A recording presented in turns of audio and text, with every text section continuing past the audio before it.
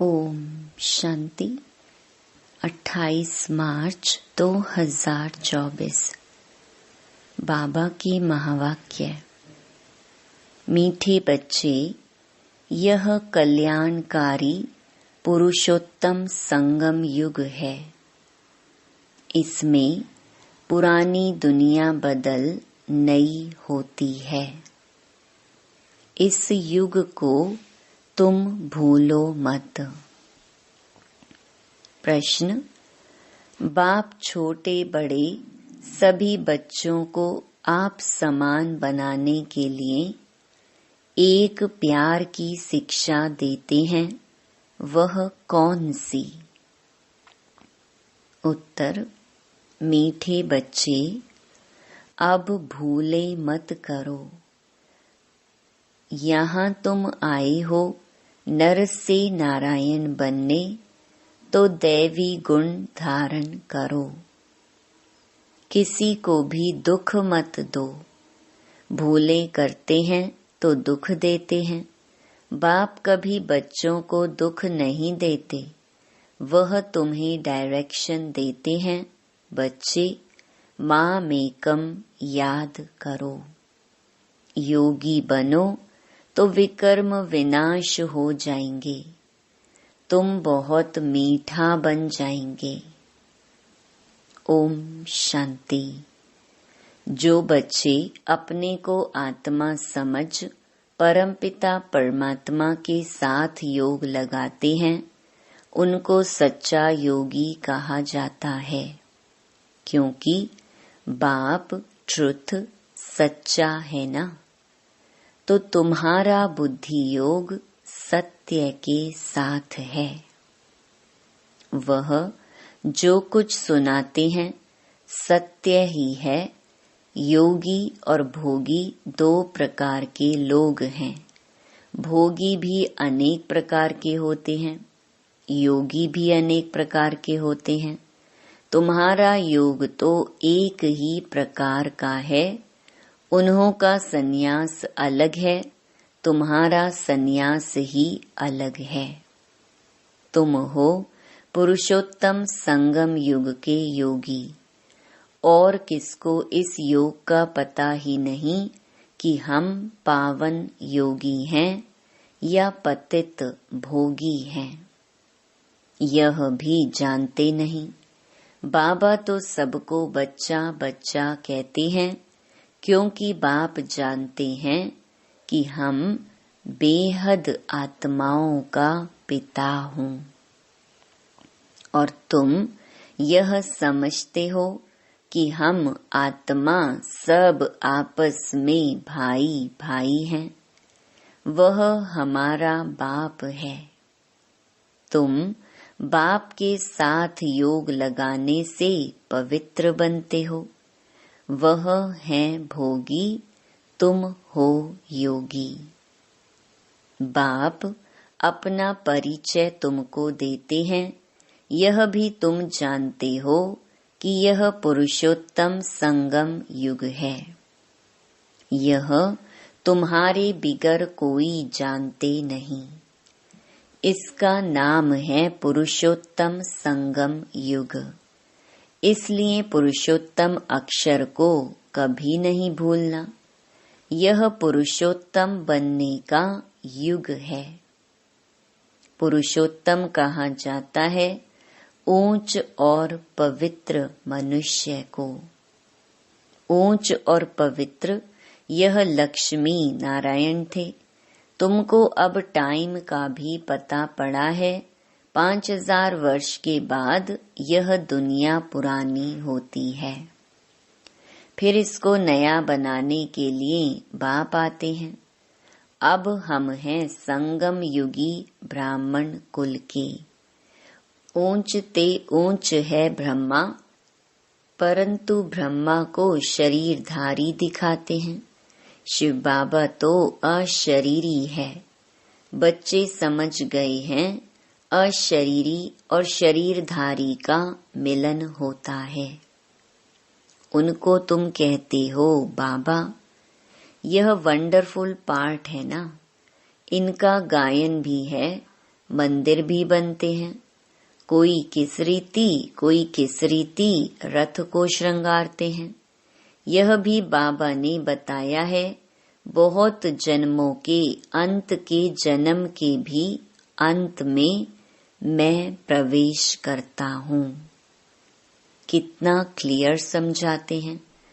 पहले पहले भगवानुवाच कहना पड़े, फिर मैं बहुत जन्मों के अंत में सभी राज बच्चों को ही समझाता हूँ और कोई समझ भी ना सके। तुम बच्चे भी कभी कभी भूल जाते हो। पुरुषोत्तम अक्षर लिखने से समझेंगे यह पुरुषोत्तम युग ही कल्याणकारी युग है। अगर युग याद है तो समझेंगे अब हम नई दुनिया के लिए बदल रहे हैं। नई दुनिया में होते ही हैं देवताएं। युगों का भी अब तुमको पता पड़ा है। बाप समझाते हैं, मीठे बच्चे, संगम युग को कभी भूलो मत। यह भूलने से सारा ज्ञान भूल जाता है। तुम बच्चे जानते हो अब हम बदल रहे हैं। अब पुरानी दुनिया भी बदल नई होनी है।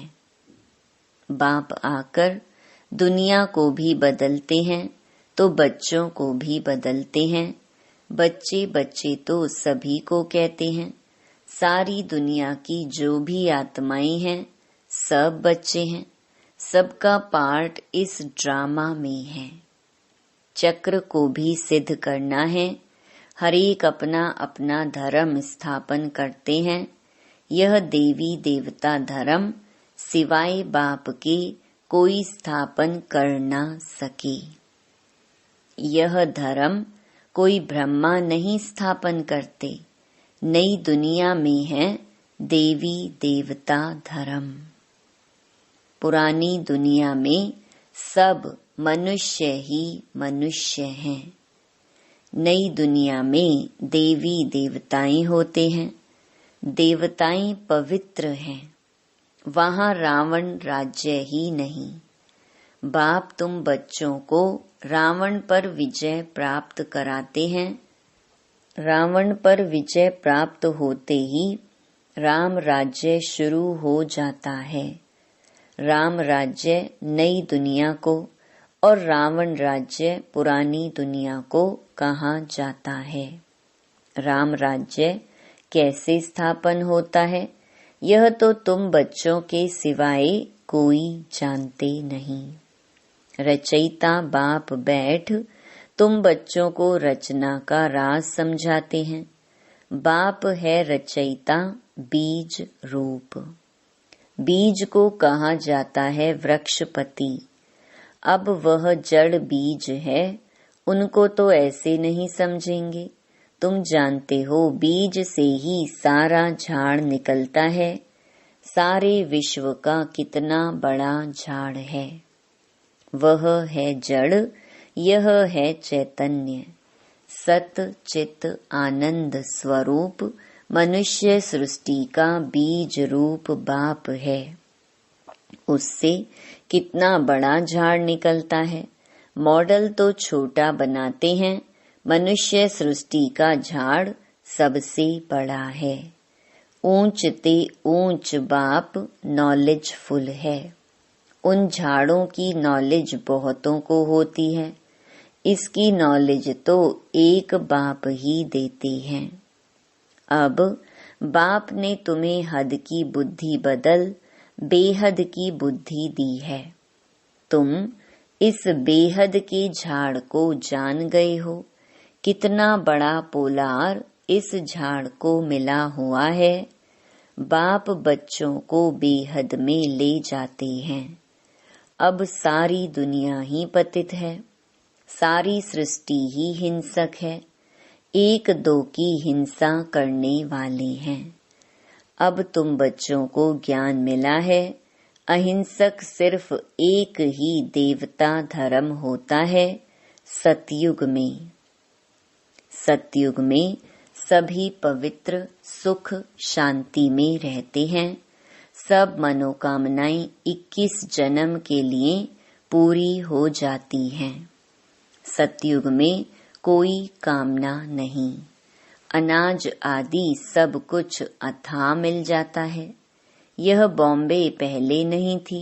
देवताएं खारे माना सागर के किनारे जमीन पर नहीं रहते हैं। मीठी नदियां जहां थीं, वहां देवताएं थे। मनुष्य थोड़े थे, एक एक को बहुत जमीन होती है। सतयुग में है ही वाइसलेस वर्ल्ड।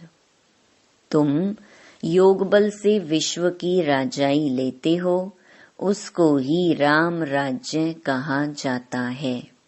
पहले पहले नया झाड़ बहुत छोटा होता है।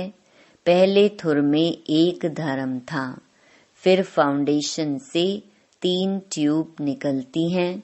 एक जैसे फाउंडेशन है देवी देवता धर्म का। थुर से टाल टालियां छोटी छोटी निकलती हैं। अब तो इस झाड़ का थुर ही नहीं है और कोई ऐसा झाड़ होता ही नहीं है। इनका मिसाल भी बड़ के झाड़ से एक्यूरेट है। बड़ का झाड़ सारा खड़ा है, लेकिन थुर है ही नहीं, सूखता भी नहीं। सारा झाड़ हरा भरा खड़ा है, बाकी देवी देवता धर्म का फाउंडेशन है नहीं। थुर तो यही है ना। राम राज्य अथवा देवी देवता धर्म भी थुर में ही आ जाता है। बाप कहते हैं हम 3 धर्म स्थापन करते हैं। यह सब बातें तुम संगम युगी ब्राह्मण ही समझते हो। तुम ब्राह्मणों का है छोटा सा कुल। छोटे छोटे मठ पंथ निकलते हैं ना। अरविंद आश्रम है, कितना जल्दी जल्दी वृद्धि को पाते हैं, क्योंकि उनमें विकार के लिए कोई मना नहीं। यहाँ बाप कहते हैं काम महाशत्रु है, उन पर विजय पानी है, ऐसे कोई और कह न सके। नहीं तो उन्हों के पास भी हंगामा हो जाए।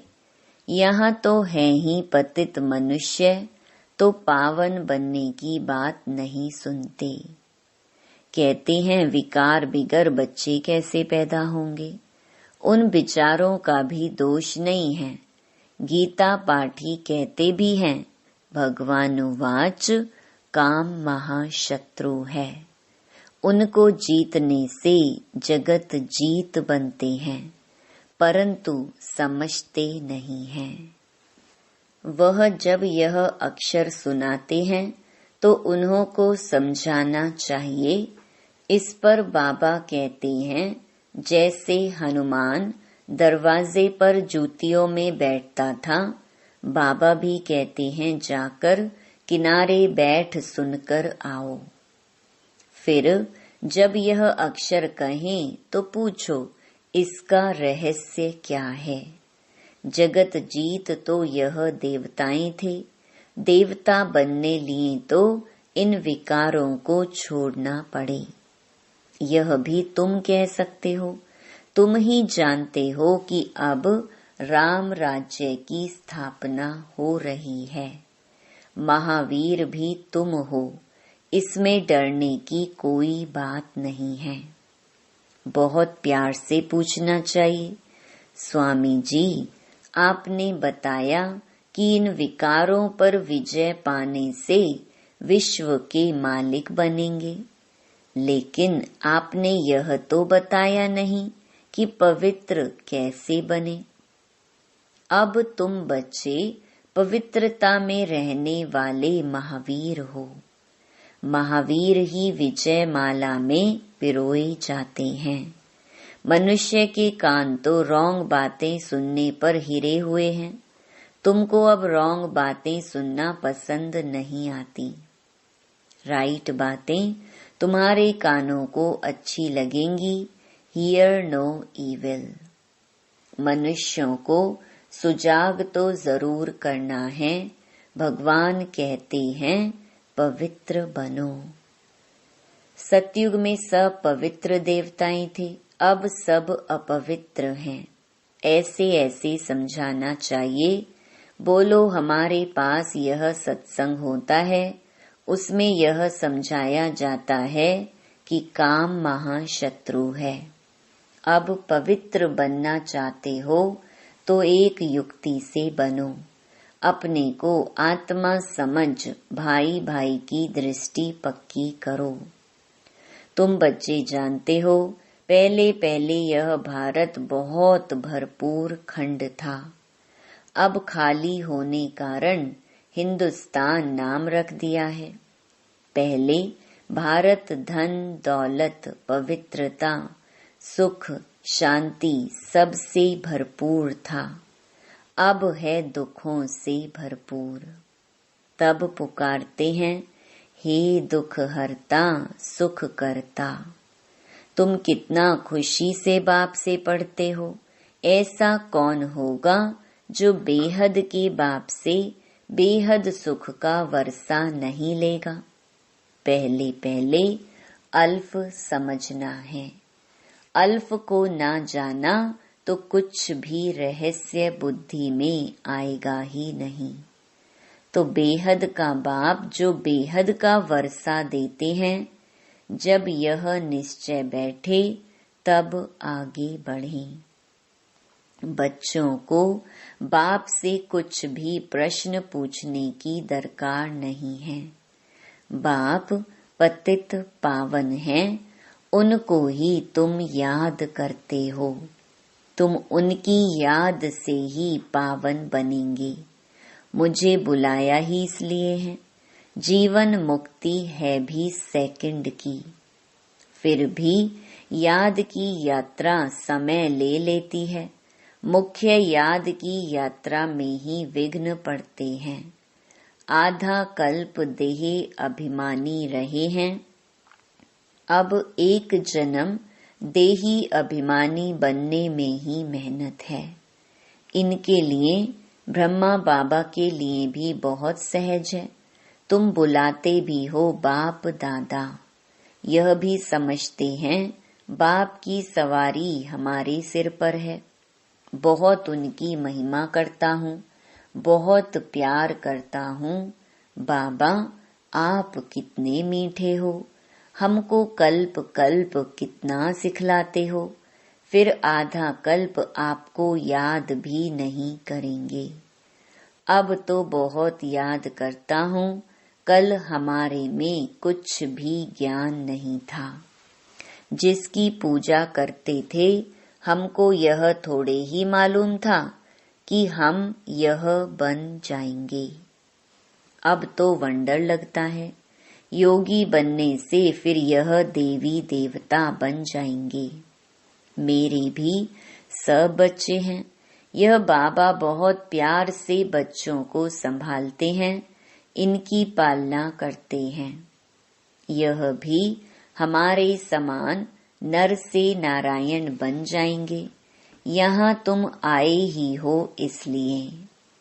कितना समझाता हूँ बच्चे, बाप को याद करो, दैवी गुण धारण करो, खान पान की संभाल करो। नहीं करते हैं तो समझता हूँ शायद अभी समय पड़ा है। कुछ न कुछ भूलें तो होती रहती हैं।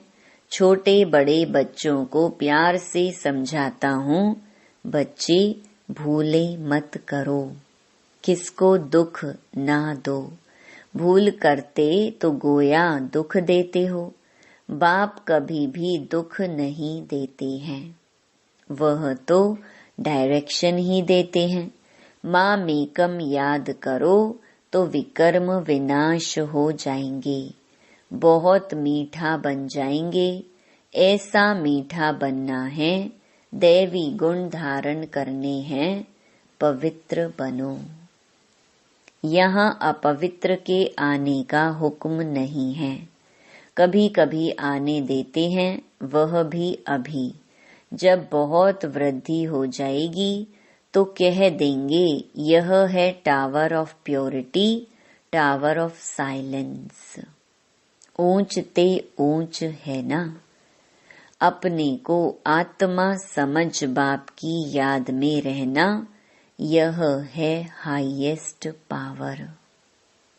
वहां बहुत साइलेंस रहती है। आधा कल्प कोई झगड़ा आदि नहीं होता है। यहाँ कितना झगड़ा आदि होता है, शांति हो ना सके।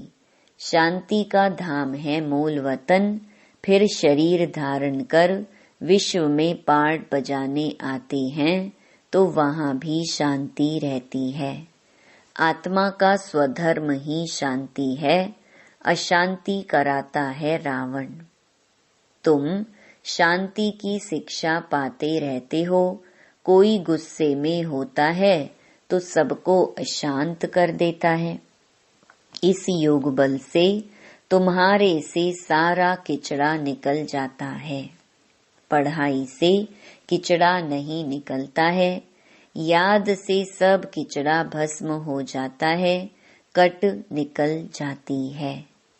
बाप कहते हैं कल तुमको शिक्षा दी थी, क्या तुम भूल गए हो?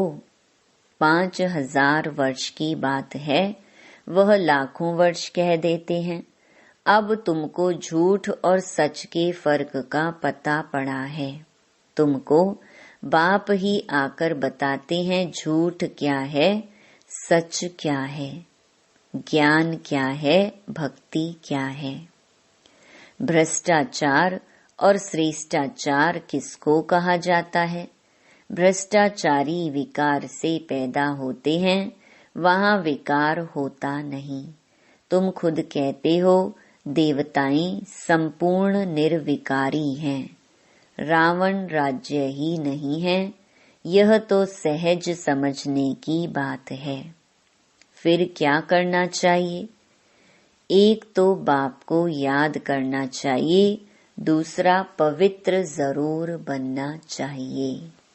अच्छा, मीठे मीठे सिकीलधे बच्चों प्रति माता पिता बाप दादा का याद प्यार और गुड मॉर्निंग। रूहानी बाप की रूहानी बच्चों को नमस्ते। धारणा के लिए मुख्य सार। पहला, पवित्र बनने में महावीर बनना है। याद की यात्रा से अंदर का किचड़ा निकालना है। अपने शांत स्वधर्म में स्थित रहना है। अशांति नहीं फैलानी है। दूसरा, बाप जो राइट बात सुनाते हैं वही सुननी है। हियर नो इविल, रॉन्ग बातें मत सुनो। सभी को सुजाग करो, पुरुषोत्तम युग में पुरुषोत्तम बनो और बनाओ। वरदान, आत्मिक शक्ति के आधार पर तन की शक्ति का अनुभव करने वाले सदा स्वस्थ भव। इस अलौकिक जीवन में आत्मा और प्रकृति दोनों की तंदुरुस्ती आवश्यक है। जब आत्मा स्वस्थ है तो तन का हिसाब किताब व तन का रोग सूली से कांटा बनने के कारण स्व स्थिति के कारण स्वस्थ अनुभव करते हैं। उनके मुख पर चेहरे पर बीमारी के कष्ट के चिन्ह नहीं रहते। कर्म भोग के वर्णन के बदले कर्म योग की स्थिति का वर्णन करते हैं। वे परिवर्तन की शक्ति से कष्ट को संतुष्टता में परिवर्तन कर संतुष्ट रहते और संतुष्टता की लहर फैलाते हैं। स्लोगन, दिल से तन से आपसी प्यार से सेवा करो तो सफलता निश्चित मिलेगी। ओम शांति।